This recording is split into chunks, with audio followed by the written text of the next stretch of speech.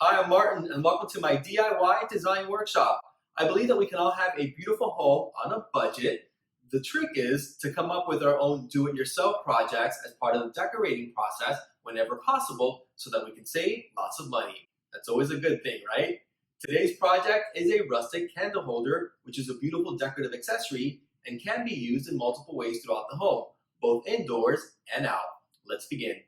Materials needed for this project are 2x6 lumber, wood stain of your choice, vinyl gloves, an old rag, power drill with a 3x16 drill bit, 3-inch wood screws, sawtooth hangers, a hammer, and a tape measure. The back of my candle holder is 15 inches wide and then the ledge is 5 inches. In my case, I do own a circular saw, so of course I did all the cuts on my own, but I don't want you to freak out thinking you need power tools because any home improvement store can actually cut it down for you, and in a majority of the cases for free, as long as it's a straight cut. Now we need to attach the two pieces together, and for that I'm using a 3-inch wood screw. But first I'm using my drill with my 3/16 drill bit to drill a pilot hole to prevent the wood from splitting.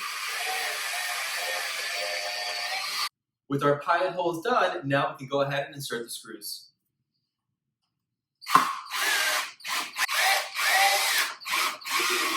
Staining can be messy, so let's go ahead and protect our hands with vinyl gloves.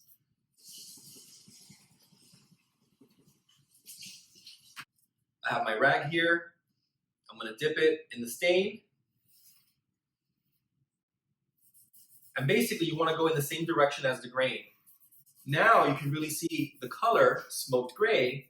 The reason this is called a rustic candle holder is because I did not buy premium wood that's meant for furniture, for example. The finish is not completely sanded down, it's not smooth. I do like the rough texture. I love seeing the wood knots, and I just feel it adds a lot of character to this piece.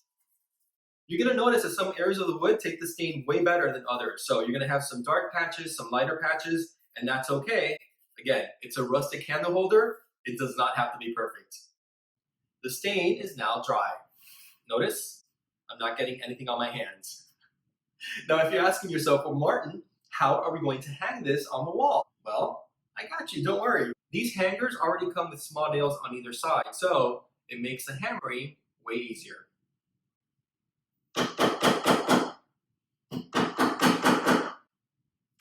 I love it. This project was so easy, and the best part is you can create as many as you want. Just remember, you can always give your home that decorated look for less with your own DIY design. Until next time.